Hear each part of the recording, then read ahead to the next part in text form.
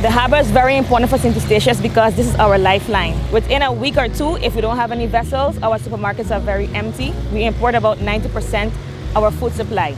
That is why the condition of the breakwater matters. If the breakwater is not repaired and extended in time, the harbour itself remains exposed.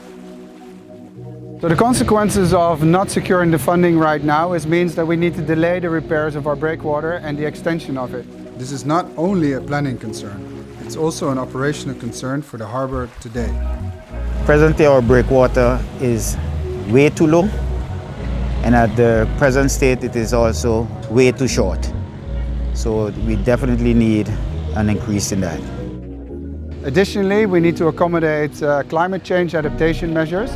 So we need to deal with wave heights of 6.5 meters instead of 4.5 meters and higher water height. The work currently underway is important because it shows that Statia is already taking action. But phase 0 is only the first step. We're now in phase 0, which we're paving the container harbour. This is very essential for commercial activities. We already completed the sidewalk and we are busy now with hard surfacing of the area for the containers. And we're installing biofencing for invasive species to the island. Phase 0 improves the container area. But the larger harbour protection still depends on repairing, extending and strengthening the breakwater. And that's why we want to thank everyone who participated in understanding the importance and the crisis that we're in right now as an island.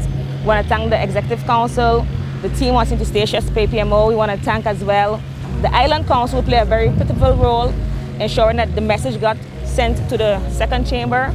We want to thank the ministry, and as well we want to thank the second chamber as well for looking into this dire situation for St. Statia's. And I'm happy that they understand that if Statia loses this lifeline, the citizens of St. Statia's will also be in crisis.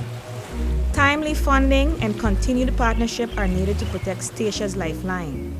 A stronger harbour means a safer, more resilient and a more secure Statia.